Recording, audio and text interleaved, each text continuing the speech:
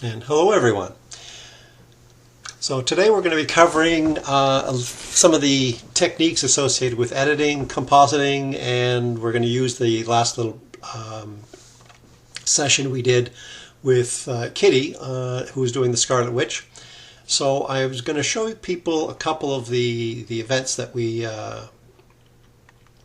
captured. So I think right now what you're seeing is just a couple of people on the call. Let me bring up the,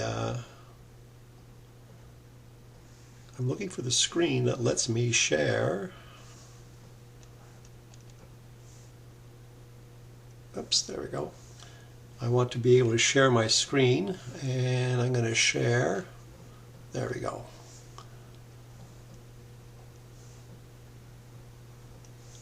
And I'm hoping to share my Lightroom screen. So thumbs up if you see the Lightroom screen. Okay, we got a thumbs up from Larry. That's good. Okay, so a couple of things that I saw happening already, and that is the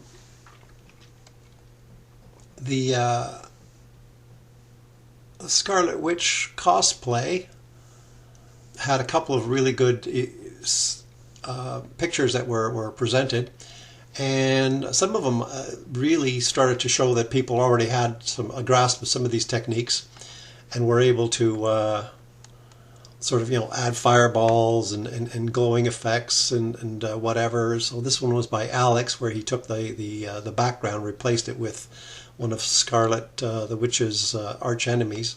And so we've got some good effects here. People adding some fire to the overall, and this is the type of thing that was done with a Photoshop action, where you literally just say, "This is the area where I want fire," and the action just paints fire. So we'll talk about some of those techniques, and on the Meetup site as well, I saw a whole bunch of different media where people added lightning bolts and various effects and fireballs and bats and lightning and so on.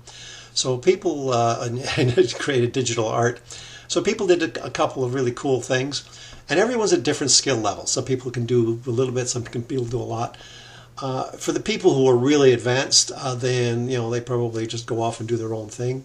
But what I wanted to do is cover the basics for the people who are just learning to get into this type of thing. So in order to do that, you have to start with the actual images. And you'll see that when I shot the images, I was thinking ahead to some of the techniques I was going to use. And so one of the things that I did, for instance, is I would put her in a fairly lit area and then let the background go fairly dark.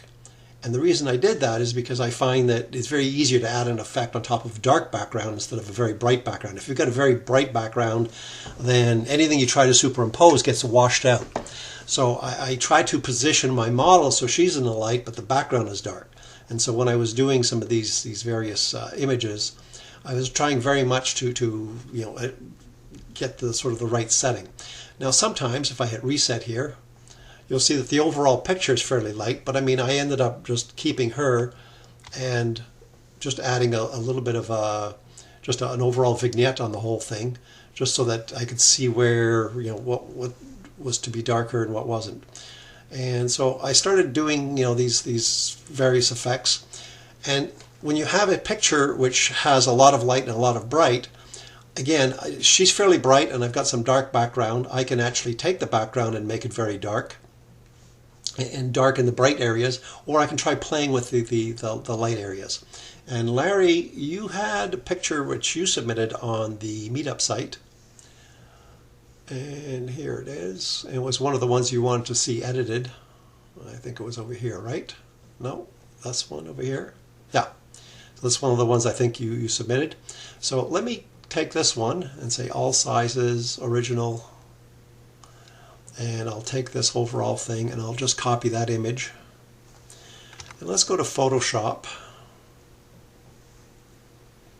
and say new, size of the clipboard, create, and I'll paint or paste that in.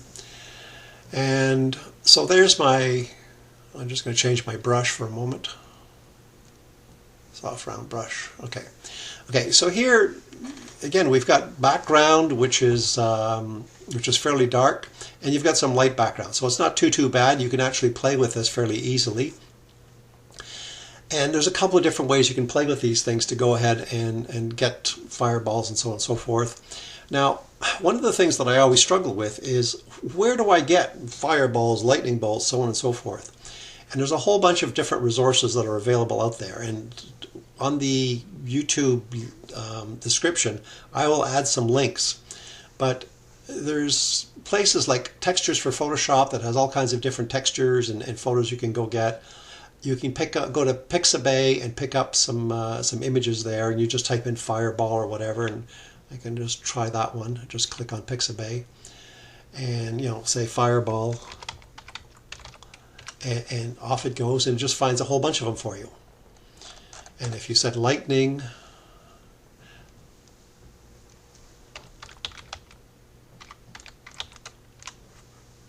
and again, it finds a whole bunch of lightning. So these are fairly easy, and then you can download these and incorporate them.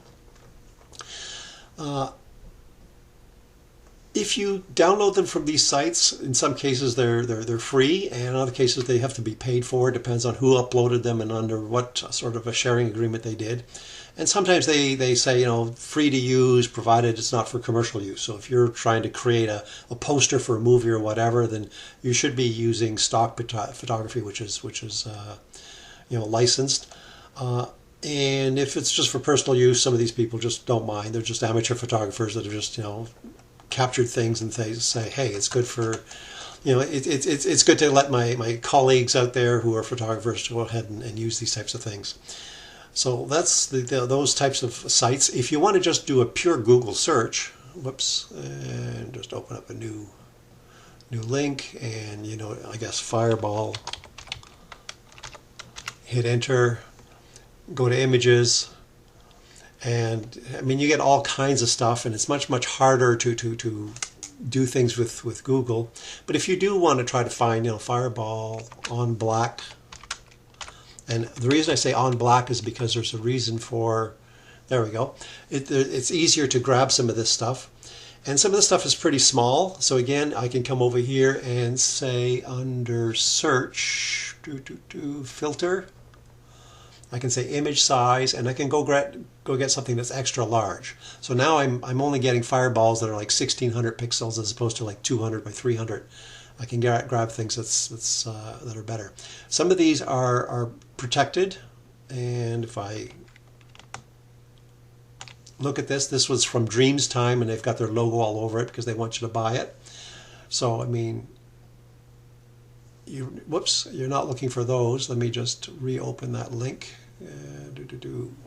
Reopen. Then if you scroll down, here's this one, looks like it's okay. I'll just hit Control click and open that one, and that looks like it's a reasonable fireball. And again, you're looking for something that's photographed. If it's painted or cartoony or whatever, when you go to blend it with a real image, you may find that it doesn't really blend in very well. So you got to pay attention to, you know, what it is that you're downloading. So there's a couple of different options that are available to you, and I just wanted to give you those. You can check also on Google copyright, and you can say those that are free. Yeah. I think there's there's an option for under filter. Yeah, you can say type license. There it is, license. Yeah, so you can just say all Creative Commons or public domain, free to share and use. It's not always accurate, but it's yeah. So I don't know what this has to do with Fireball, but anyways, but yes. So you have the extra large, and then you can get the size and so on and so forth. So you got a couple of things that you can do. Okay, let's go back to my Word document here. And so Unsplash is another one of these, you know, sites that I'll just click on that one. And oh, I guess it didn't go there. So I'll Unsplash and try, you know, And then you get a couple of different ones, and sometimes you get a bunch of them in a group, and you say, well, I like the third one, but not the second one. The intent is for you to take that and cut it out, so you're not just you're not stuck using the whole picture. And the people who are really good at compositing and whatnot, when they go looking for something, they often are not looking at the whole picture. They'll see something in this picture that they like, and they'll grab that, and they'll grab something in another. And they might just take the tail of this guy and add it to this particular fireball, or they'll take this fireball, but they don't like the black hole in the middle, so they'll use this overall fireball, but then they'll take one of the others to fill in the middle. So they're not just looking at the thing as a whole. They're looking at, are there pieces here I can use? And they get better and better at looking at these pictures and making a decision what it is they can and can't use. And then let's go back to our Word document. Okay, the next thing you can do is, I'll show you this plug-in, which is kind of handy. And then there's a whole bunch of brushes, and there's many, many, many brushes you can get. Some of them, as we were saying before we got started, some of them are much easier to use than others. So lightning, for instance, is predominantly white, so a lightning brush painted with white is fine. A fireball shape is great, but it's hard to get all the various colors in the fireball when you're using a Photoshop brush. So you need to kind of just take that into account. But there's ways of taking the fireball brush and a picture which has got lots of reds and yellows and blacks in it, and you then sort of extract that color with the brush. So it's harder techniques. I don't want to get into the very fancy techniques. I want to get into the easier ones. So this Adobe plugin is one that I find comes in handy. And when you go to Adobe Cloud, you have a whole bunch of different plugins that you can use. And there's a series of them. And the one I'm using right now is Stock Solo. But there's a whole bunch of other ones. I'll just get into, featured brushes. And where's plugins? Please do. Images, plugins, and then I'll just say stock photo. And so there's a whole bunch of plugins that you can get. And so you can either go to the Unsplash website, or you can use this little plugin which automatically gets you into the Unsplash site. So there's a variety of different plugins you can use. The Stock Solo that I have installed, I will go to Photoshop and show you that one. And where's my Photoshop? Oops. So it's right here, Stock Solo. And when I click on Stock Solo, like I did earlier, I can type in lightning or I can type in fireball.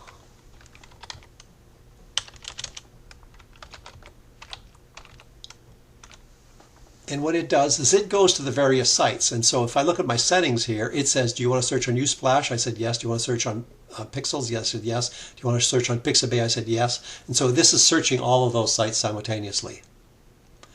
Okay, so it's showing me a whole bunch of things, and then I can turn around and use some of these. And if I like this one, I just say, I know it's coming from, what does it say here? Cottonbro on pixels.com. If I say place, it goes and grabs that fireball and it just adds it to my photo. So here's my fireball, and I can put it wherever I want. It's a fireball on black, so if I bring it over here, the problem is I see the black. If I bring it over here, then the black kind of disappears. And so that's the reason I said, hey, if you get something and you find it on black, you'll find it very easy to manipulate. And if you have your model set up so that she's on a black background, then hey, that's pretty kind of neat. Control T to transform that. I'll just turn it around a little bit so the tail is coming, from her hand. And, that's a pretty easy fireball to add. And it doesn't take very much time at all. But we're going to get a little bit more fancy and say, okay, let's do some other things here. What if I want to put that fireball down here? And I've got this black background. This is where blending modes come in. There's a whole bunch of blending modes. This is my layer with the fireball. It's in normal blending mode. If I say darken, it tries to darken everything. And so what ends up happening is the black shows up, but the white area is not darkening anything, so it drops out of the picture. You really want the opposite. You want to say, hey, let's try something lighten. Now all of a sudden the black is not lightening this area, but the fireball is. So now I can take this fireball and I can move it just about anywhere, even just over a little bit of her hand type of thing. And the black is completely gone. And so that lighten, and let me try screen, lighten or screen. They seem to be doing about the same thing. So if I'm over here, let's just try lighten versus screen. Lighten. See, screen gets washed out, lighten works a little bit better. I'm just going up and down with my arrow key, and you'll see on the right hand side the lighten versus the darken blend mode. So this one seems to be the best one. I'll use that, and that's fine. And so that's one of the techniques for superimposing something. And if you have blacks or whites, then it's fairly easy to use. If I'm over here and let's see, what else do we want to do here? Let's go get some smoke, okay, and just throw some smoke around this image. So again, I can go looking for smoke.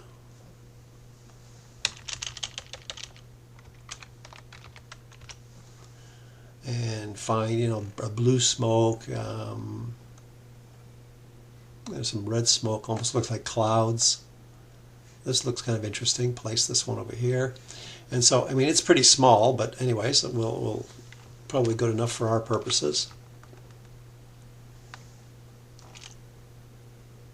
Okay, so there's the smoke blend mode of normal, and clearly it's just one picture on top of another. But if I take this and I say lighten or screen, I think I like lighten better. Screen in this screen in this case. Here I can move this smoke around, and you see it's kind of transparent. All the blacks have dropped out, and what it's really keeping is the brightest areas. So I'll just put this over here. Now the smoke is very white, and everything else she's got there is kind of a, so the fireball is orangey. So we can turn around and we can add a coloring to the smoke. So you can just put another layer on top and give it a bit of a curves. And I can turn around and bump up the reds a little bit, and I can take away some of the greens, give it a little bit more of a magenta color, go to the blue areas and take away some of the blues. So it's looking a little bit more nicer. But I'm liking the smoke, but look what it's done to her face, because this curves is affecting everything. This little button right here is very important. It says this is a clipping mask, and it says take that color and apply it only to the smoke. Now if I take it off and on, and you see the smoke itself has got the right color, but the rest of the picture is not being affected. So this idea of a clipping mask lets you take an effect and apply it to only this next layer one below. And so that's fairly important sort of technique. And I can take this effect of curves, and I can reduce it and make it a little bit more white or a little bit more on the orangey side. And I can just play with it a little bit to give it just the right effect. Now sometimes you want smoke or things to be in other places and not just in front of everything. So the way to do that is I'm going to take these things away, and I'm going to mask out the subject. Now masking used to be a real challenge because people would have to go around and select hair and select this and select that. Photoshop's made it a whole lot easier, and I'm not sure about Photoshop Elements, but I know Lightroom also has this right now, whereas you can take your selection brush, and instead of just painting a whole bunch of stuff and saying I want this area to be selected, Control Z to undo that, you can just say find the subject and just click a button and see what Photoshop thinks is the right subject. And it found pretty much bang on this subject. I think there's a little bit of the cape missing over here. So I mean, I could go into selected mask, and I can go ahead and paint in a little bit extra and pick up a little bit of that cape that was missing and say OK. So now I have the subject selected. I'm going to go to my clouds. I'm going to control that, and yeah, let me go back to my subject here. I'm just going to create a mask. I'm going to go back to my clouds. I'm going to say Control J. So I got two sets of clouds. I'm going to grab one of them and I'm just going to move it up near the top somewhere. Maybe rotate the whole thing. I can, yeah, because I've got this coloring on the side and so the same coloring on the other side, I'm going to flip the whole thing so that the darker colorings in the same place. It'll give it a little bit more of an authenticity. So now the cloud's in front of her, but if I take this mask and I bring it up here, so now the mask is saying let the cloud show but only on top of her. I'm going to reverse the mask, Control I, and now all of a sudden the clouds are behind her. Right? So because the cloud's only allowed to show anywhere except where she is. So now if I turn around and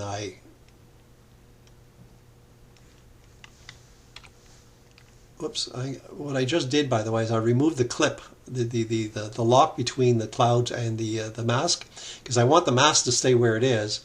I don't want it to be deformed. So if I take this cloud and I make it bigger, I want that to happen, but I don't want it to happen to the mask. If I had left this in place and I said Control T, what's going to happen is see how the mask and her face is coming along and moving with it, and I don't want that. Right? So I have to make sure that I'm just leaving the mask where she is, because she's not moving, but the cloud is, and I'm going to just take the cloud and do whatever I want with it, and do something over here, and something along those lines. And now I can turn around and put in the coloring and the fireball. Now fireball is getting washed out now that I don't have the black background, right? The fireball is looking a little different. Take away the cloud, the fireball looks good. Put a fireball on bright background and all of a sudden it doesn't have the same kind of impact. So these are the kinds of things you want to consider. Do you want to have a little bit more of a black effect in the background and either not have clouds in that particular section, or do you want to do something to make the fireball stand out? So I can go back to my fireball and say, okay, let's use a different technique. Let's go back to normal. And now my fireball, actually what's happening here is I'm going to move my fireball right to the top so it has a little bit more impact. There we go. So what was happening is the fireball was getting lost in the smoke, but still, it still looks a little bit washed out. So let me go back to normal. And so the fireball looks good there, but the black is the background, is a problem. So another technique now, if you have something on black, is you can double click on your layer style, and there's a whole bunch of things you can do. You can create shadows and do a bunch of things, but a fairly powerful technique is blending if, and say, I want this to be blended into the photo, but I want you to take some portions away. So if this picture, for instance, has some black in it, start to take it away. And you see how the black is going away as I slide this over here? And so I will hit the Alt key and I will separate this, and I will just do something like that. And what I've done is I'm saying if it's black all the way through to medium gray, drop it out of the picture. And that's what blend if is doing. It says take away anything which is black, and you can do the opposite.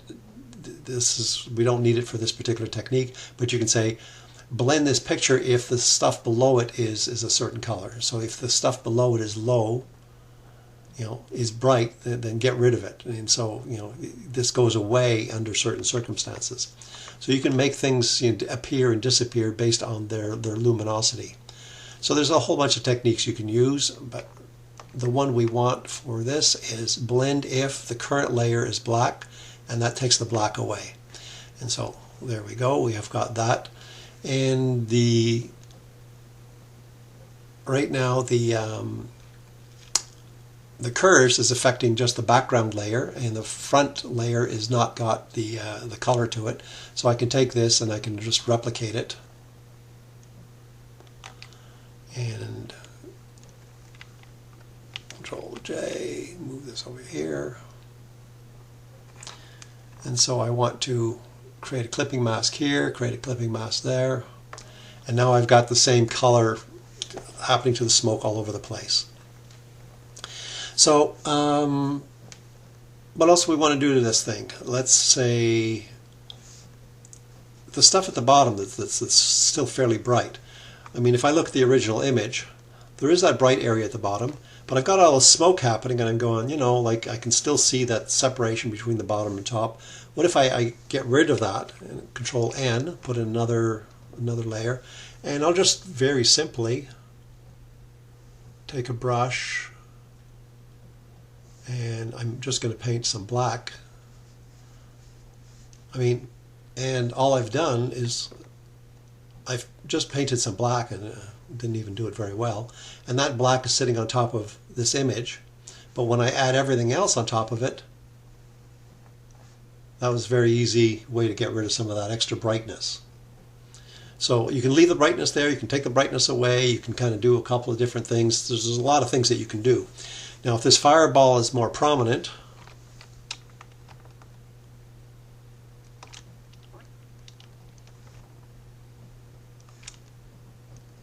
and we're doing something over here, and we're saying, okay, this fireball is you know, a bright orange, we can turn around and start saying, okay, let's put some extra orange into this this photo.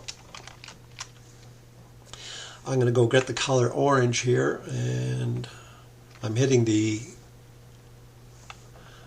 Alt key, and I'm just going to select an orange or something like that here, and then I want to be able to put a little bit of orange on her face. And again, blending mode says I just don't want normal orange, I want it to blend in terms of color. And so I can put like a bit of a color there, and you can see now I've painted this orange on her face, and so it's trying to get the effect of the fireball onto her. I'm not thinking that's very, very nice. I'm actually going to have to play with that. It didn't end up being a very nice orange, so I can either reselect it and paint orange again, or I can just start altering that particular color. So let's go to curves. Again, I don't want everything to be affected. I just want this color of orange in here. And then I can start playing with my colors and just say, you know, give that a little bit more red. And you know, darken it, lighten it. Yeah, that's probably a little bit better.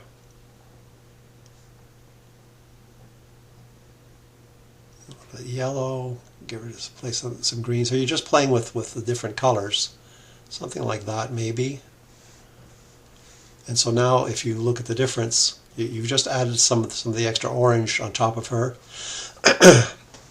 If you think it's too much, you can actually, whoops, I'm in the wrong place. You can come over here, put a mask on there, and then start painting with black. And I'll just paint it at a very, very low opacity.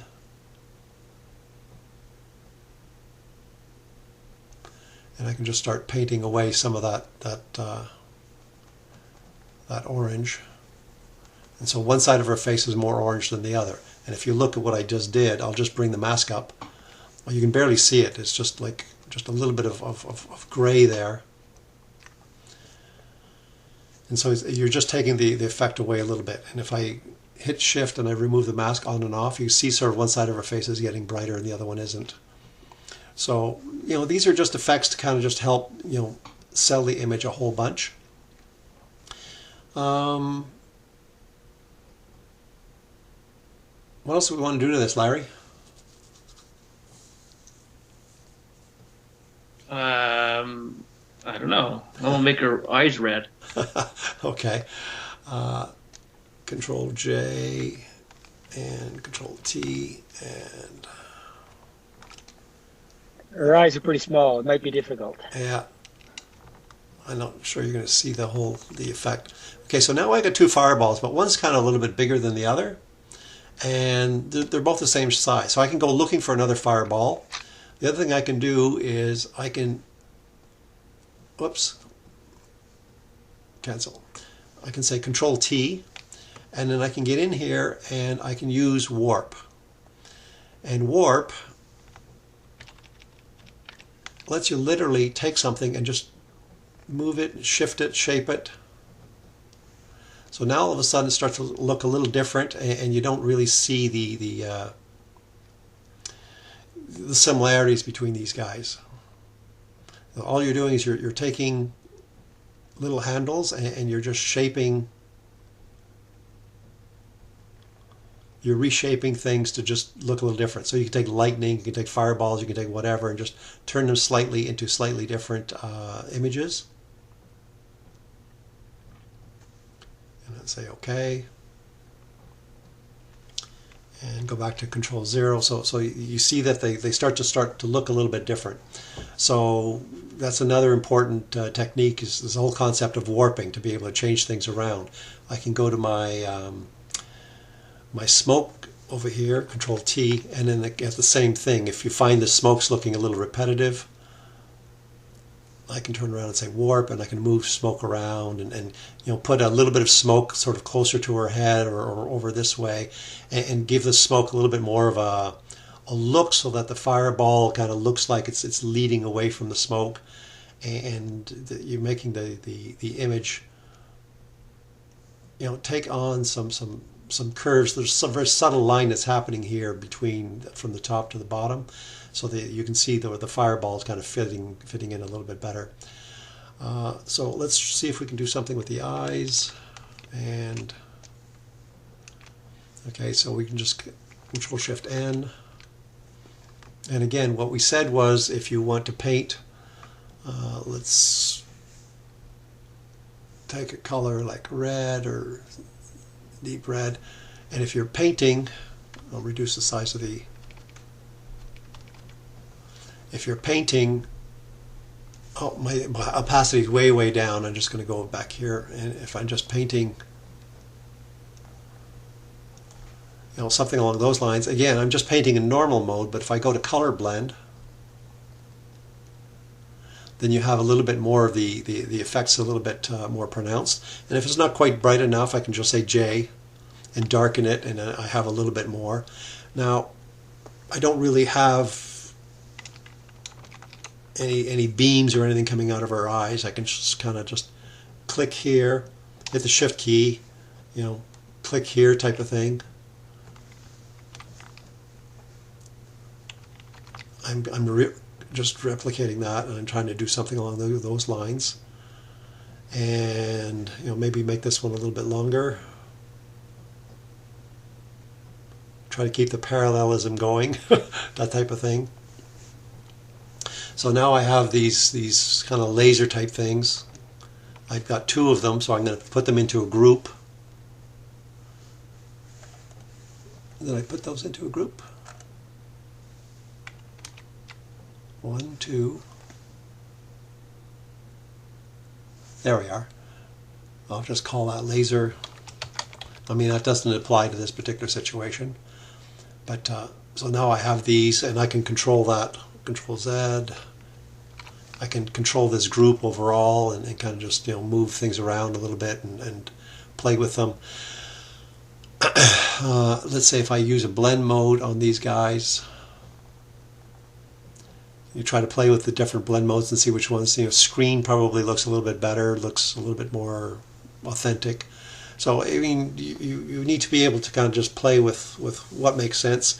I don't think that lasers. I don't think the Scarlet Witch has laser eyes. So I can do that. Whoops, cancel. There we go. But the red of the eyes, is that the right one? And sometimes it's a little tricky when you're creating a whole bunch of layers to be able to tell what's what. That's why you named them. And it's exactly why you named them. That's exactly where I was going to go.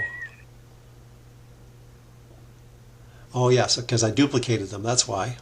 So I had these two things, so I can turn around and again, I can hit G or hit here and just say eyes. And there's my overall sort of reddish eyes. And if you want sort of really glowing eyes, you can take this and control the whole thing. Control T, make the whole thing bigger. And then sort of start to create a little bit of a mystical thing around her eyes. I still have the red brush turned on.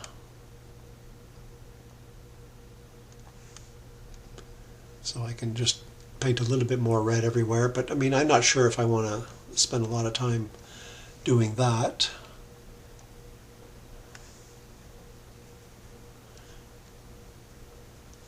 And then you can make the whole thing blurry, not to give it a sharp edge. You can take the whole area and turn that into a little bit more of a Gaussian blur. And so you're giving the whole sort of glow effect a little bit more of a nondescript edge. And I'm not sure I'm liking the concept of the eyes.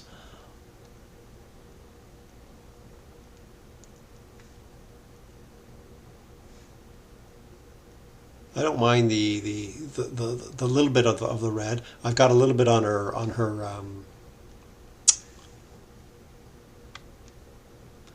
I've got a little bit on her eyebrow, which is showing, so I'm just going to take a mask and just eliminate some of that.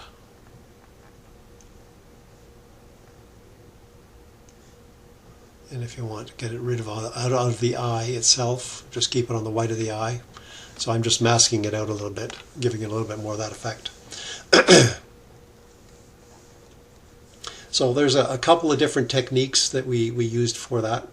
And I'm going to switch to a different photo just to give you sort of the concept of the brushes, because we've covered, you know, going to grab things and get things. We've gone and got clouds. We've gone and got brushes. Let me go get something else. I have, actually, let's try over here, see if I can find something.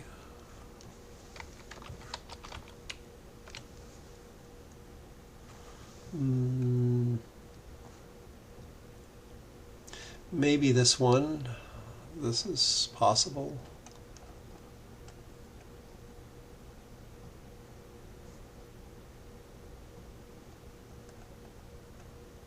Okay, I'll go grab this one here. So all I really want is the sparks. So I'm just going to go way large here.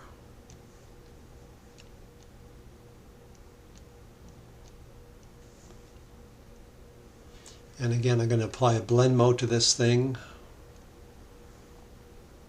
like screen. And now I've just added that spark effect. Okay, now it's showing up the black that's on here is not super black, and you can see that the delineation. So I can do a Control U. Whoops, wrong one. Control M. Come on.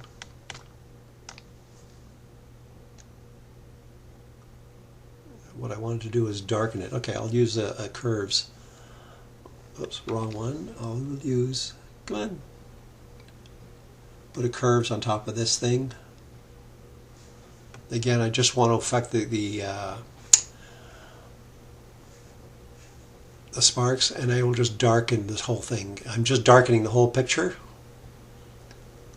Okay, so now I've just darkened that, and so just the sparks are showing up. And now if the sparks are in her eyes and I don't want them in her eyes, I can just create the mask, a little brush, and just kind of eliminate some of the sparks from in front of her face, you know. And if there's a few too many back there, get rid of some of those.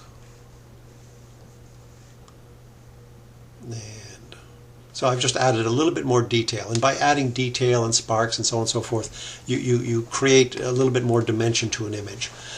So creating some of those types of things is kind of handy. I have also, I don't know if I have something here I can try. This is kind of interesting for me because I haven't used this stock solo as much recently. I've been acquiring and downloading a whole bunch of different assets that I've bought with a bunch of different courses that teach you a lot of this type of stuff. Well, this is kind of interesting. Very astral dusk or something like that. I get the feeling that might be a little too much, but T. Yeah. And overlay, yeah, that's way too much. Let's bring the intensity down. Yeah, I'm not sure I'm liking that. Yeah. Scrap that idea. And there's a lot of trial and error in these things. One site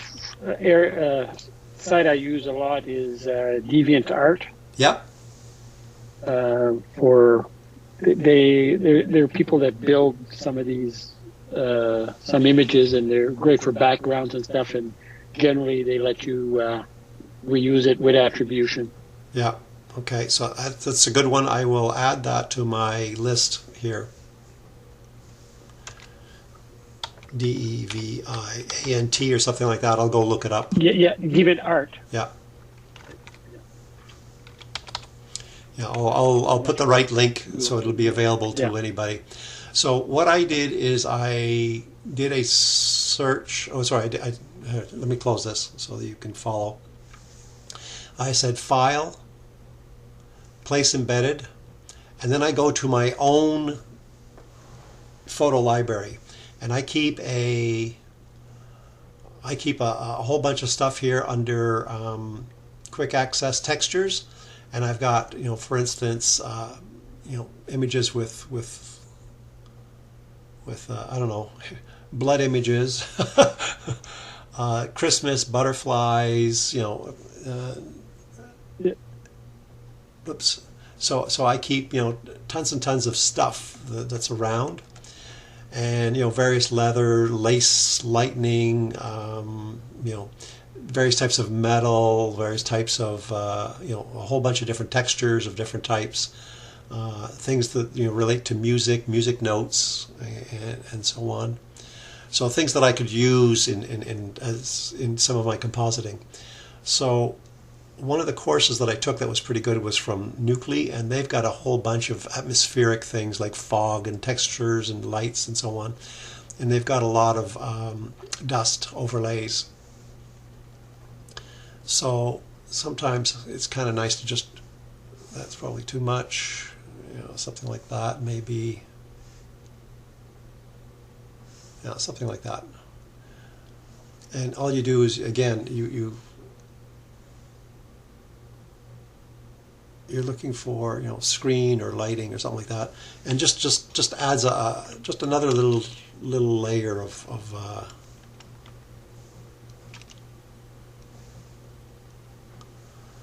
and it's just something a little bit. There you go. Now, what I've done is actually wrong.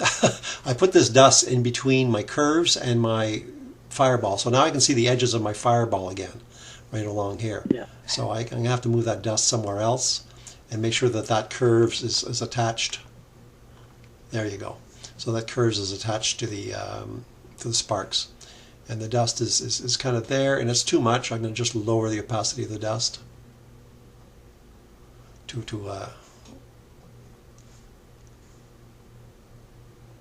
Can you tell me again how you clip the masking or clip them? I keep forgetting how we actually. So 2 ways to clip the mask.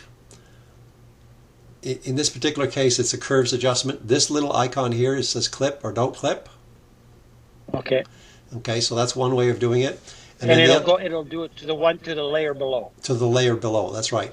And then if you want, you can also come to you gotta get it just right.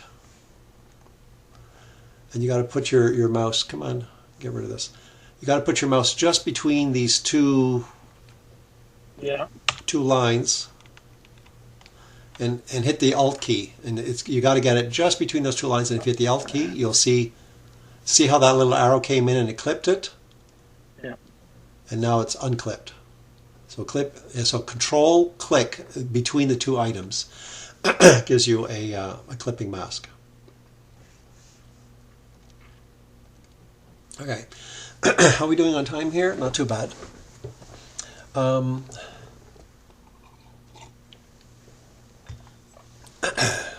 So we talked about having to put things into the or plan things in advance. When I had her go up on the top and shooting up at her, in my mind I was going to turn this into a night sky type of scenario, and add lightning into her hands. So in my head, I had her looking up, I had her place her hands, I had all of those things done because I was thinking in terms of creating an image that looked like that.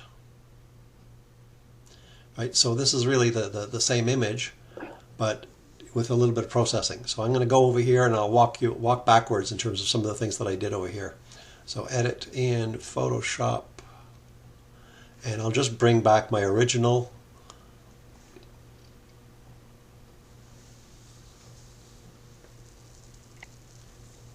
Okay, and then we'll just kind of walk it back.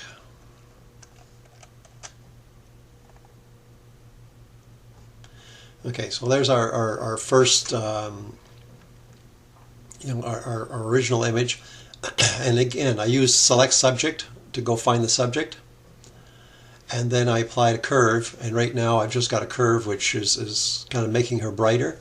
I ended up adding that after the fact, because what ended up happening is when I added all the lightning and whatnot, she was still quite dark, and the lightning above her head just didn't look right. So I ended up adding this. So we'll add that a little bit later. So this is, I wanted some extra clouds. Again, I did that afterwards because I thought it was looking a little bit funky. So the first thing I did is I went and I did a color lookup. Color lookup's available right here. And I don't know if that's available in Elements, Larry. Color lookup is a way to just add a lookup table, and there's so many of these you can find online and just download them, etc. So those are the lookup tables. And so I ended up creating one lookup table and then another lookup table, and I ended up over here. And the lookup tables I think I ended up using were night to day or something like that. So it's like the color profiles. It's a color profile, yeah, in Photoshop. So foggy night I think was one of the ones I used, and the other one was night to day, night from day. So these are just different effects, and these all produce. All they do is they marry. I'll just go through a bunch of them. They bring the photo together to some extent. They give it a tone or when you're doing it near the end, then what it does is it's really interesting, because what it does is it colors the overall image, so the smoke and the fireball and the dust and everything all get sort of a unified color. So it tends to help the picture look more realistic. In this particular case, what I'm trying to do is get away from this look and going to this look, right? So I'm actually trying to change the look of the photo, and I'm not doing it at the end to bring it together. Yeah. I, in fact, do have a final one that I did just what you suggested, where there's a color lookup at the very, very end to just unify the whole thing. But I ended up just making the whole thing dark. And then I went looking for a lightning bolt, and I grabbed one of those out of my library. I just went over here and said File, Place Embedded, and I went and looked for textures all. Oh, they're also called LUTs. Larry, if you see LUTs, that's the same. LUT is the same thing as the lookup table, yeah. Okay, so I went and grabbed the lightning. Short names, but yeah, and I was looking for a lightning. I think I might have picked this one here, but I was looking for a lightning that again was mostly on black. I didn't want a lightning that had lots of clouds and trees and other things, because then I have to eliminate them. So I went looking for lightning that would make sense. So I went and grabbed a lightning. And then I duplicated it, and again I warped it and moved it around a little bit just so it looked a little bit different. So then I turned around and I added some additional lightning. Now these lightning bolts, again, I went and found, but Larry was talking about lightning brushes. So you can come over here and click on brush. And then you can go pick up a whole bunch of brushes. And I mean, I've got, smoke brushes. And you can see a whole bunch of, smoke long, smoke short, smoke, etc., etc., etc. And I've got a whole bunch of different ones. And what I did is I actually went looking for lightning. And I had none. And I went, oh darn, I have no lightning brushes. Okay, so I'm downloading lots of resources, but to keep them all loaded all the time, all your actions, all your textures, all your brushes, it's a bit of a pain. So it slows down your Photoshop. So what I do is I keep a folder called PS Plugins, and I've got a whole bunch of actions. Again, they're not all loaded, and I've got a whole bunch of brushes and a whole bunch of presets and so on and so forth, a bunch of different curve presets, etc. But under brushes, I've got, a long list of brushes, stuff that I've accumulated over the years. So I come over here and type in lightning. And I see a bunch of different lightning brushes, and I'm going to say, okay, well, I think I might use these. I'll just grab one of these. So I'll take this guy, and all I got to do is just double click. And now if I come over to brushes, and I look for lightning,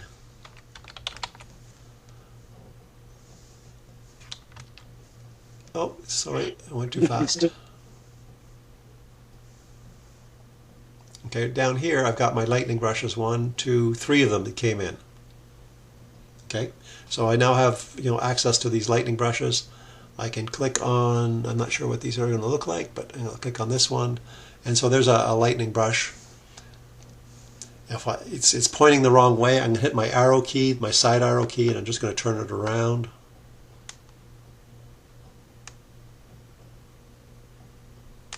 Okay, and now it's painting with black, which is probably not what I want, right? You can see it it's kind of looking kind of funny. So I'll go to my history and get rid of all those. And I really want to switch it to white. X. And I want opacity 100%, flow 100%. Yes, sir? Oh, I said X to change the color.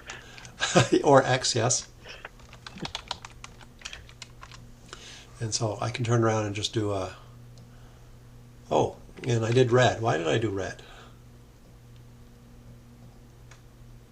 So D for default, come on, go away. D for default, X to change the color, there we go. And I can just kind of click there and click there and click there. And I'm getting a little bit of extra lightning in the process here. And it's just obscuring the fact that these things are identical to start with. So the two of them that, where the major lightning bolts are now just obscured a little bit. And I've just added a couple more.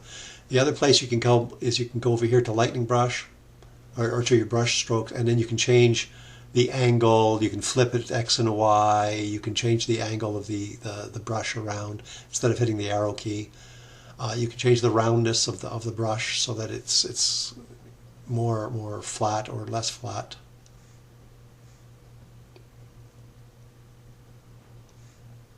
Yeah, that's way too flat. So it's just squishing the brush, so you're changing the shape of the brush. So there's a whole bunch of things that you can do here to affect your overall brush.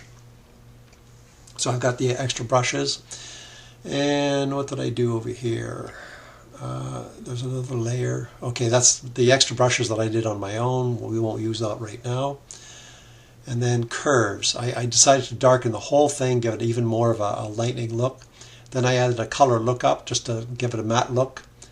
And then I added some clouds and, whoops, let's go back. The clouds I added way back down here.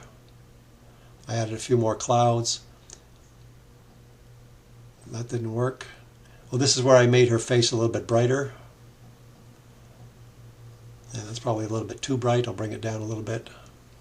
And then I ended up copying the whole thing, snapping it together, and then went to Photo Raw and gave it a lot more clarity and texture so that this if you look at the wall down at the bottom, it's got a lot more texture to it. It's got a lot more clarity. her face and the lightning is a lot sharper. So I just went to Photo Raw here, filter. Oops, got to be on the layer.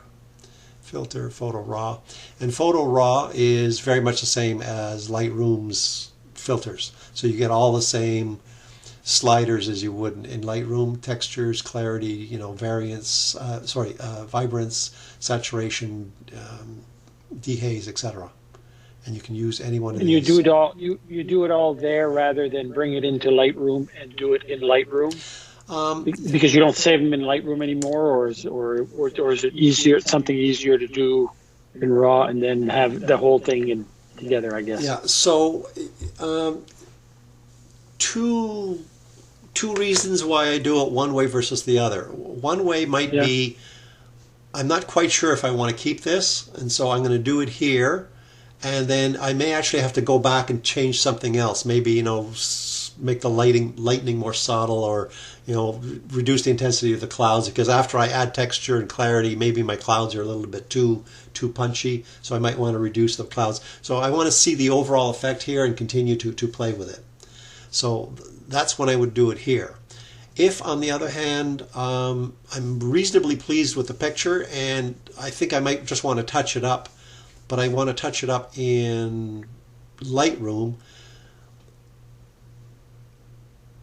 with a couple of different variations. Like, for instance, you can put an overall color look on the image here, but if I want to, I can do some of that in Lightroom because I want multiple variations. So I want a colored version, I want a black and white version, I want a whatever version. So I'm not going to create 3 Photoshop versions. I'm going to do as much as I want to keep in Photoshop and then have the variations in Lightroom. One of the very common variations I do in Lightroom is cropping. So if I want this to go to the client as an 8x10, I'm not going to crop it here. I'm going to leave, a version in Lightroom as is, and then maybe have a square version for Instagram, an 8x10 for the model for enlargement, another, full-size one for just, as a master copy, so I can do something else with it in the future.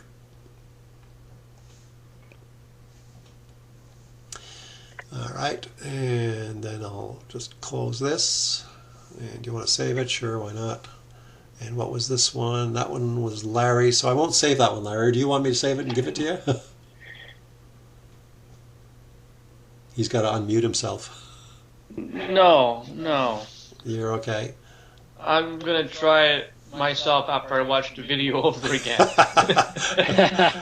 Sounds good. Okay, so let's see some of the others here. So this is something else.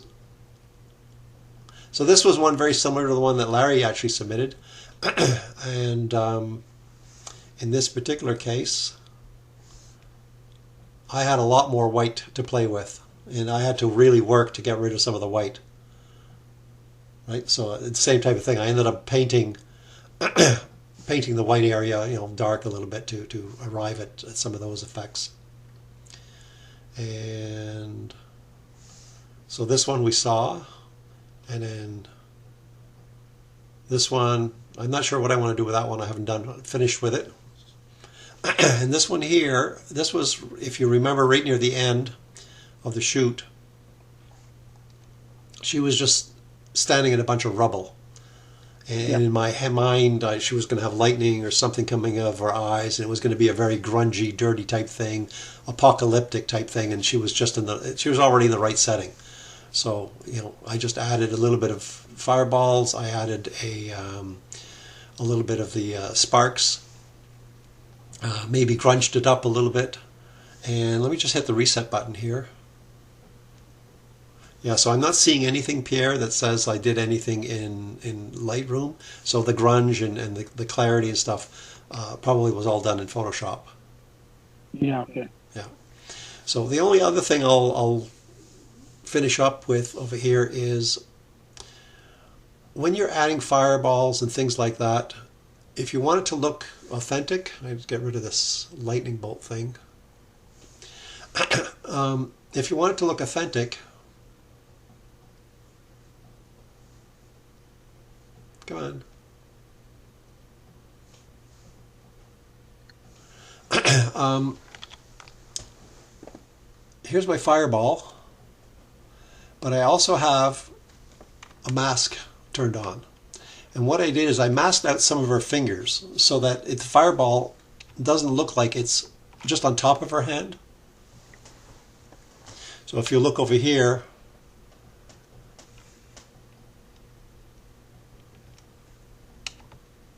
you can sort of mask out the fingers just so the fireball looks like it's coming through the fingers and not just on top of the fingers.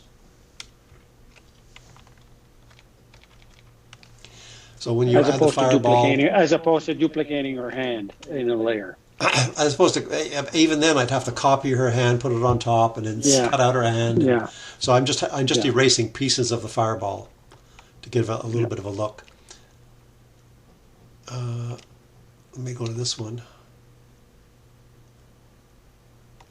And let's go to this one. Weird. I don't know what the heck that was. That was Larry. I have to apply my mask better. Another way. I'm not a mask, but this was a different sort of how to use it after you add another photo. Yeah. So again, I've got a little bit of an edge actually on a couple of these things. I'm just noticing now as I'm looking at it more closely. You can see where the fireball ends. You can kind of see the square where the thing lives. So you probably want to take this and go to your brush, go to black, and you can kind of just... Now, if you paint in with a round brush, I have no idea which fireball I'm painting. Okay. And actually, these two fireballs, I think I duplicated these fireballs just to give them a little bit more oomph. So if I put them into a group, now that fireball is all or nothing. I'll put a mask on the overall group as opposed to masking each individual fireball twice. So if I mask this a little bit, it doesn't look too bad, but once in a while I find the edge looks a little funny.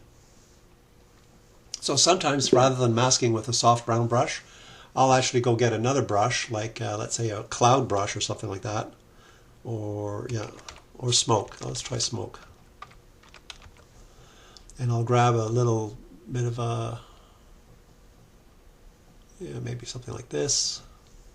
And now I have a brush which has got a little less definition to the edges. So now if I'm painting, I can just paint, and it's a lot less precise in terms of where I'm painting, but I'm no longer getting the hard edge.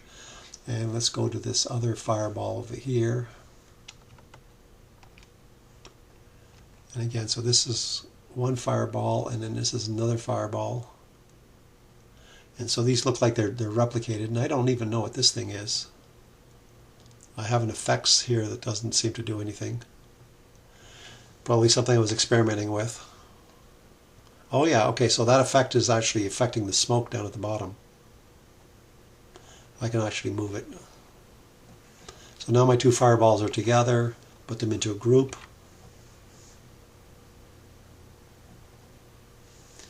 And put a mask on that. And then again,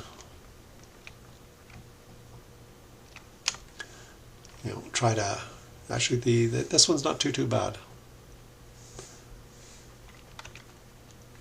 I paint in black.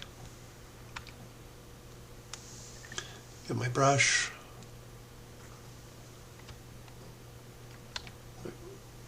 And just kind of paint the edges just so that the square thing doesn't show up there, right about here somewhere.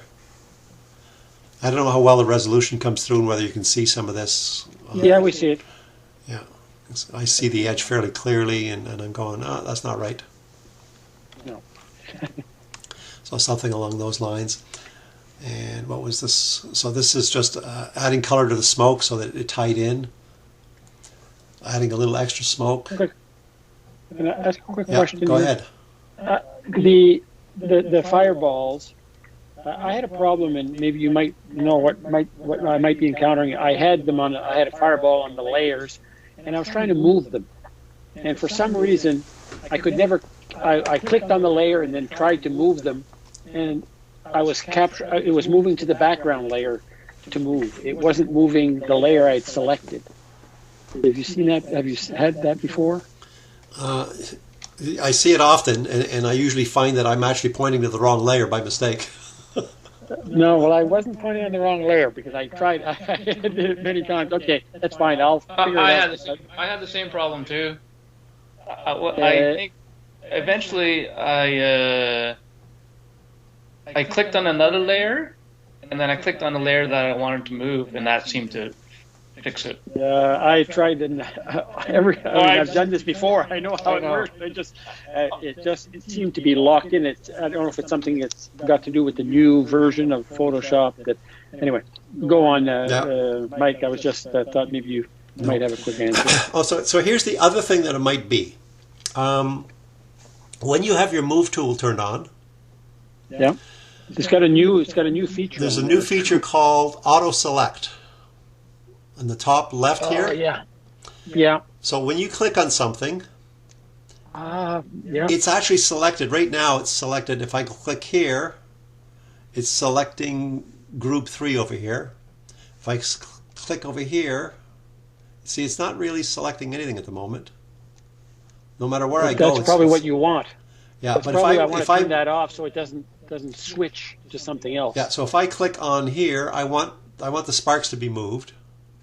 And I'll turn on Auto Select, and when I click here, you'll notice that it's actually it's moving the sparks. That's fine. Now it's moving the top sparks, moving the bottom spark, but it's never. Let me try to move the fireball. See, it's moving the sparks, and I say go to the fireball, and it's moving the sparks again. Go to the fireball. Yeah, that's what I was happening. So maybe it's the auto select. So get rid of the auto select. Click on the fireball, and now you should be able to move the fireball. Yeah, I think that's what it is. It's a new feature, I think. I don't remember seeing that before. But. Yeah, the auto select is kind of handy when you have a bunch of things you want to move, and I'll get rid of these guys, but. I click on this fireball and I move it. I click on this fireball. Oh, it's not selecting. Oh, auto select's not on. Darn. Okay. So I click on this fireball and it moves. I click on this fireball and it moves. I click on this dust and it moves. So anything you click on automatically gets selected and moved. So that's what this auto select is supposed to do, and it's handy, but you certainly got to make sure that you don't. So what was probably happening is you were auto selecting your background instead of auto selecting whatever it is you were clicking on. So that's probably what would have happened. But again, it's just it's a feature that if you don't want it, you just get rid of it. I have a question. Yep. Did you do something to the overall photo to give it a less, a more of a grungy look? Possibly. Okay, so there's my original image. Where's my... There it is. So there's my original image, and I may have, in fact... Let's go back to Lightroom.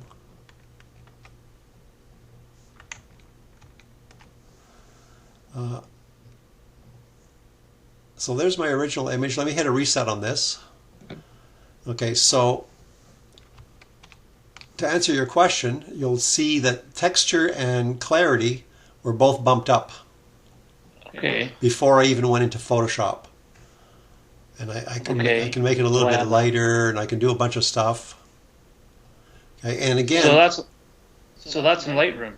Well, yeah, and I could have done it in Photoshop. I was at the stage where I'm saying, do I like this picture? Does it have the right feel? Does it have the right grunge before I start investing in the fireballs and in the smoke and whatnot?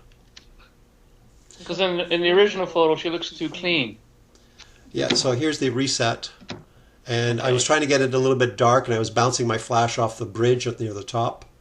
So if I just hit auto, I mean, doesn't have the right vibe. But that's a little bit closer. And again, in Lightroom, I can turn around here and I can also say, select subject, see what it gets me. And let's see what it picked. Yeah, it's not too bad. It did a pretty good job of selecting the subject. So I'm going to invert the subject, and I'm going to add a lot more grunge to the background and there, and I'm going to take the background and make it a little bit darker. And then that's the background darker and grungier. Now I'm going to add some grunge to her, and now it's kind of, it's getting close to where I want to say, okay, this is worth taking to Photoshop now and investing, and then eventually ending up with a photo that looks closer to that. I think because the photo that I uploaded to the Meetup group, my flash didn't fire. Okay. And it looked better than the ones that when the flash did fire. This one here or this other one? No, one? the other one. The one under the bridge. This one? Yeah. Yeah, so you like this one. To do something with, I don't know what I wanted. Yeah. So my flash didn't fire at all. So you just got pure ambient light. Yep. Yeah. I found the flash put shadows where I didn't want them. Okay, and that becomes just a refinement of technique. What, my photography? No, refinement of your flash technique. So I use flash to, very often she's like here, she's pretty close to the background, but where I use flash is in areas like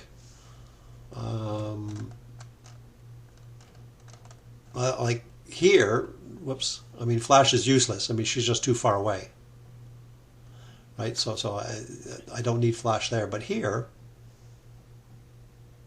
well, here I was using flash to create the shadows on her face. The flash was on the other side of the fence. Here I'm trying to separate her from the background because she's closer to my flash, but the flash can't reach the structures way far in the far back there. So I'm trying to separate her from the background using the flash, because the flash is really meant to illuminate her and not be anywhere close to the background. When we got to these types of things, flash is useless. I'm not even sure I had it on, because the light that hits her is also going to hit the wall, and if anything, I'm just going to end up with a bunch of railings shadows. So you need to choose when you're going to put the flash in place. But anyways, back to here. So here you've got the ability to turn around, and if you want to separate her from the background, you can.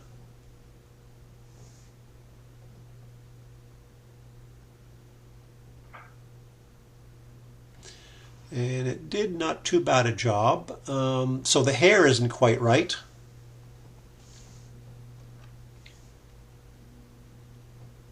So I can come over here and refine the hair.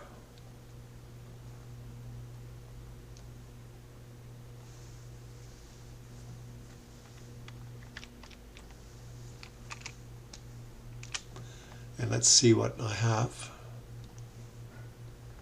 I hate hair. Yeah, that's good. Not too bad.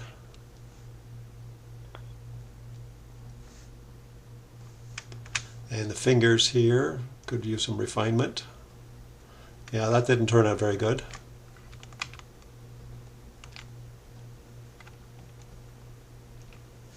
So here's where you would want to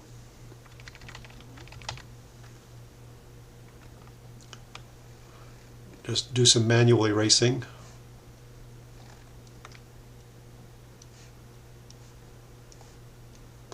Now, when you're doing compositing, this type of stuff becomes more important. But if all you're trying to do is select the image approximately so you can add some smoke in front and behind her, I wouldn't worry about it too much, because the smoke actually curls around people a little bit. Okay. And so,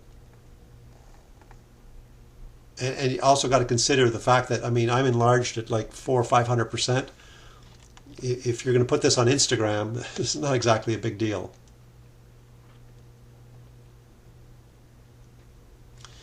So there's your overall image, and I can still see there's a little bit more work to be done. Whoops.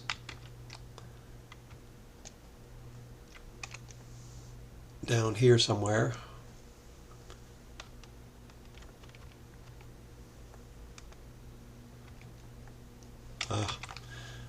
I'm in the wrong mode. I want to be in brush mode. Now, I have my cloud brush or whatever, so I don't want that.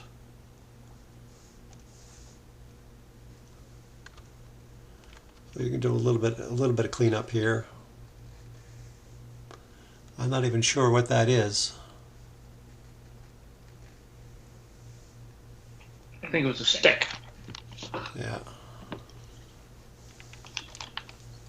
Okay, so you've got your overall image, and now from here you can turn around and do your smoke or whatever. Now, so for the sake of teaching you actions, Larry, I'm going to go back over here, and I'm going to go to my plugins, actions. And here are a bunch of action examples, and there's a whole bunch of these guys.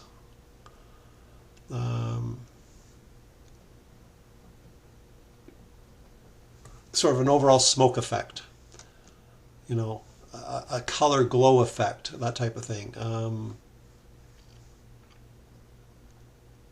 Sort of abstract smoke art.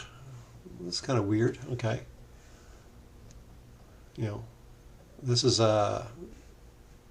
I guess smoke with a bunch of light. Okay, let's try that one. You know, just for the sake of trying it. So I haven't installed these, or haven't installed all of these. So this is my revenge one.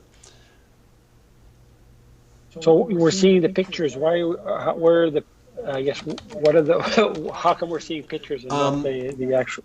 Okay, so because I'm interested because I have some and I don't know. So you've just grabbed a JPEG from the site so that you can see what they are? Yeah, so yeah, Enovato or something like that.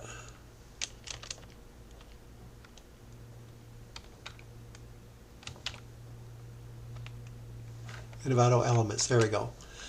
So when I go to this site and I buy one of their actions. Yep.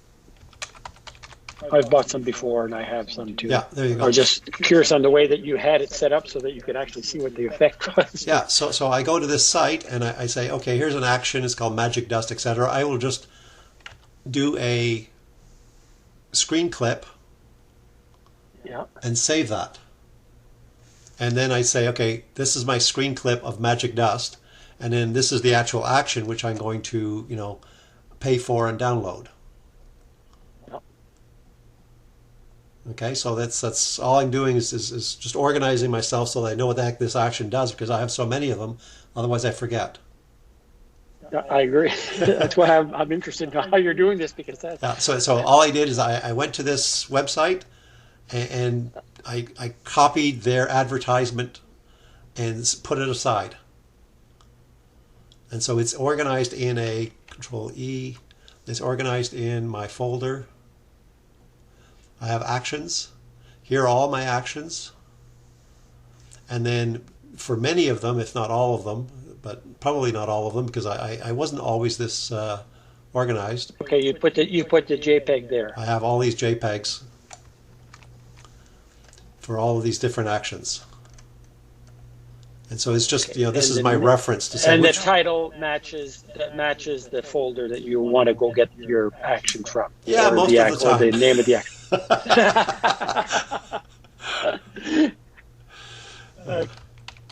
So revenge. Thank you. Oops. And so this is the action. So it's still in a zip file. So let's see what's involved here. So it's got a couple of things. So it's got a brush that it needs, so I have to double click that. And now if I come over to brush and I scroll all the way down, you'll see the revenge brush is actually installed. There's a whole bunch of brushes that it uses. And then I'll go back here and I'll just double click action. And now under action I have, go down to the very, very bottom, and there's a revenge action and it says play. Now before I play it, let me see. Sorry? Yeah, you might need a selection, of course. Yeah, exactly. So I come over here and I look at this thing, and it says, I'm looking for a selection called brush. Okay, so I can see right off the bat that it needs something called brush. So I'm actually going to, replicate, let's see. I will just start again. I will just go to File, F12, revert. Oops, come on. File, F12. No, okay, I can't do that. All right, I'll do it another way. I will say,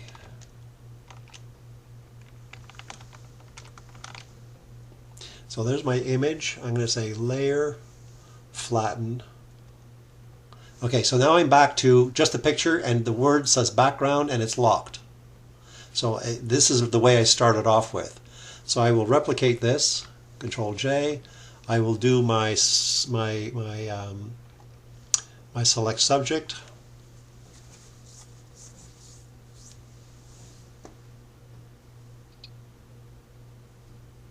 Did it do anything? No, I guess I didn't click on it. There we go.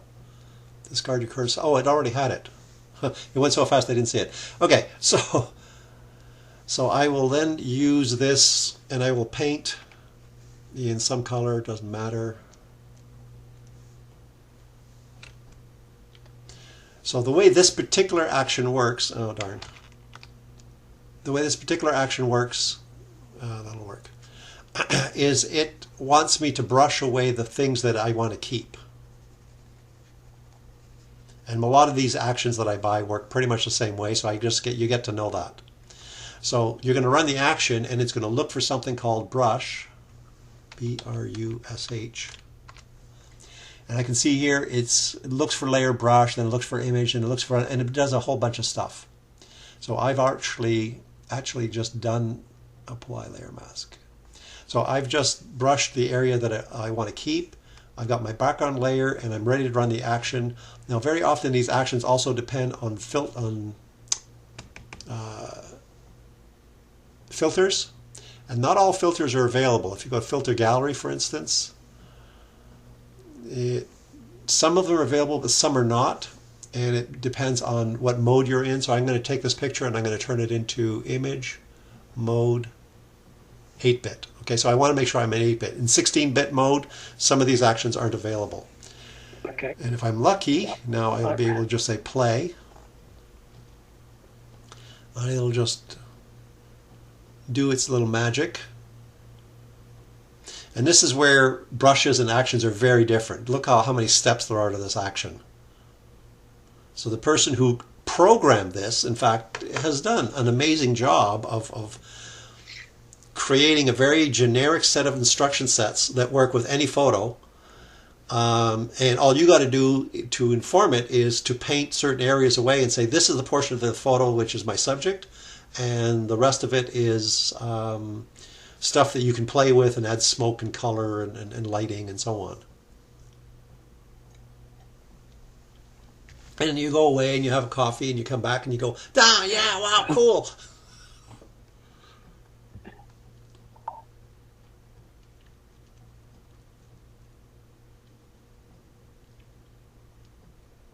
These actions tend to be anywhere from about $4 to $10. So, I mean, they're not cheap, but if you buy them... It'll take you hours to do this. Oh, it would take hours and hours and hours to do this. And if you want the effect, and sometimes I have something I want to do for a client or a wedding or something like that, and I'm going, yeah, you know, it's $4, $5, $6 for this effect, even if I never use it again. It gave me what I needed, and so... And you can find some of them, even after they're done, you end up with layers that you can play around with to fine-tune it. Yeah, yeah. So like the layers, sometimes the masks aren't exactly what you want. Maybe her eyes are covered up because there's a dot in the wrong spot or things like that, and you can fix it. Yeah, so this is the effect we ended up with. And so you can change, you've got some color layers you can play with. If you want that color layer to be a little bit less, you can kind of reduce it and kind of just play around with it a little bit. You can give the thing, the person who created this gave you the ability to go in and change a whole bunch of pieces. So you might have sometimes different tones you can change from one tone to another. Or so these little dots that he created, he or she, there's one set, there's another set, and if you like those dots, you can just Control J and control the whole thing, and then add more of them. So now you're changing a bunch of them.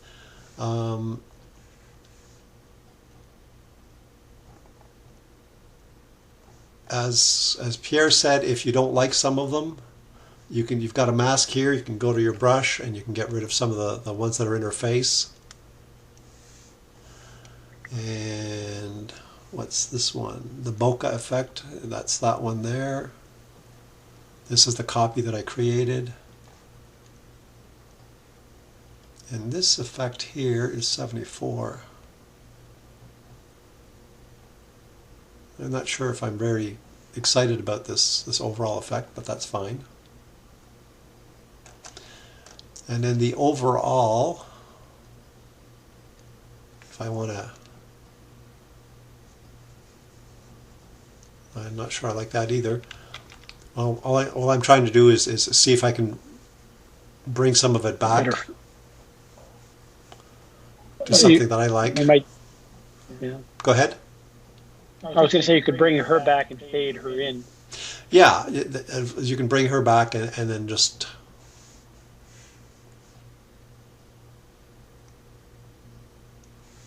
wherever I painted a moment ago.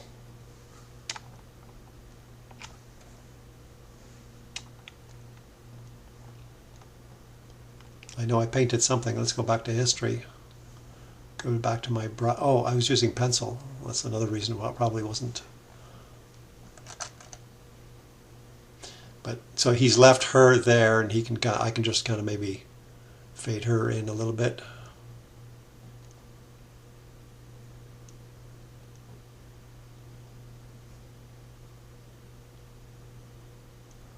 And I could probably. Why do I keep going to pencil? I want to go to brush.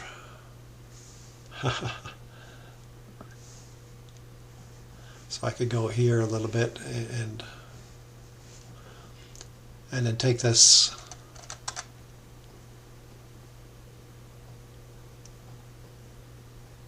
So I can play with the effects a little bit. But I mean, to go from that was our original photo. This is the brush type, the overall effect, and so you can play with it quite a bit. And this is the background. So again, I can reduce that a little bit of both. I don't know if that looks a whole lot like the effect. What did we call this one? Where was my? It wasn't that one. No.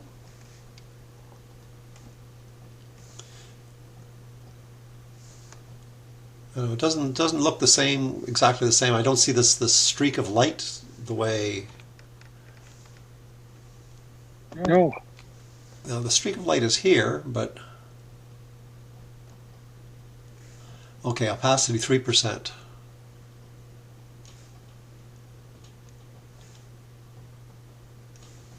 I'm not sure what's happening there. I see the attempt to do it here, but I don't see how it's affecting the effect. So I mean, one of the good things about these actions is sometimes you kind of go, wow, this is amazing, and other times you want to adjust it and you spend so much time trying to figure out what did he do here and how do I change this and how do I do that, that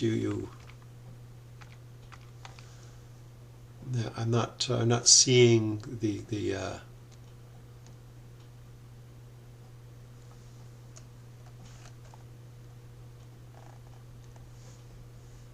background. Boom, boom. The photos that Alex, I think it was Alex, put up that had her sort of surrounded in fire. Yeah. You expect that was an effect like this? Yeah, exactly. It is because we asked him about it, and okay. he did say it was one of those. So you could get here's an example of one of those. You paint away, you brush his face and you leave the rest of it. Wall of lights just replaces your background with a wall of lights. Here it replaces whatever you brush away gets turned into like water. You see an example of it in the top right. You see sort of the original picture, paint over all the picture, and then you actually have to paint two things. You have to paint one layer is my subject, and the other layer is what piece of it has to become water. Yeah. And here's turn everything into water. This is an illustration. This is turn a watch into a little bit more of a a watercolor effect. Add a little bit of a winter fairy tale to the thing. I mean, there's lots of these things. It's quite interesting to see just how many there are. But yeah, here's one puts a whatever that is, a cloud of smoke and some dust and dirt around it. This is an example of a fire effect, storm. So there's lots of these things, and I mean, some of these I bought years ago, and we've gone through like 5 layers of Photoshop since. So some of them don't work anymore. One of those ones. Oh yeah. Yeah, here's a very heavy fire effect. This is slightly less. This is more of a smoke effect. This is the one we tried to run. I don't see the smoke coming around the subject either. No, it didn't seem to do that. Yeah, rainy day effect. Yeah, so there's quite a few of these things out there.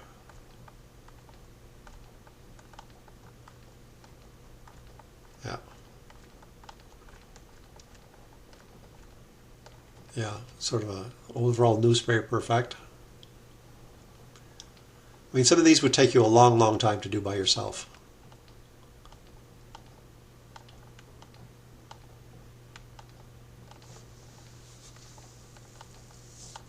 Yeah, a lot of these I've downloaded and haven't even used it yet. So. And you paid for them.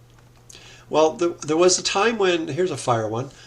So there was a fire one when Innovo Actions actually had a subscription process where you belonged for as long as you want, and everything in their library was free. And so I was doing a lot of work, and I was downloading different things, and sometimes I'd download 2 or 3 of them to see which one I would use, and ended up with one and didn't use the other 2, and so on and so forth. So I ended up accumulating a whole bunch of stuff. But yeah, see, here's an overall flames effect. Firestorm. Here's a little bit of fire. You just paint the antlers or a few of the things that you want, and you can see in the bottom right, he just painted the red on the antlers, and that's the only thing that turned into fire. So if you had somebody with a weapon and you just wanted to paint the arrowhead or the sword, you could just put a little bit of fire in one spot. Here's another fire effect.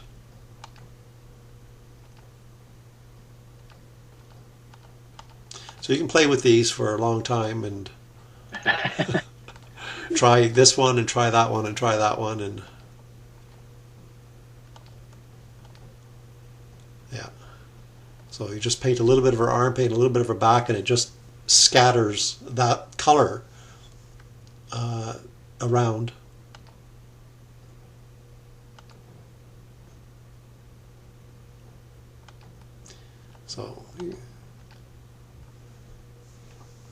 So that help, Larry? He says, yeah. I'm going to go buy a dozen actions. No, no.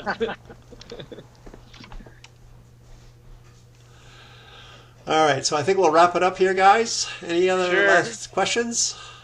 No, thanks a lot. No problem. Thanks. And are you gonna always learn something?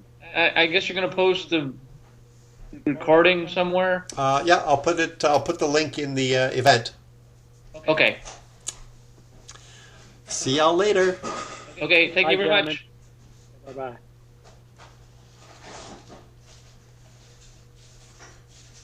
bye.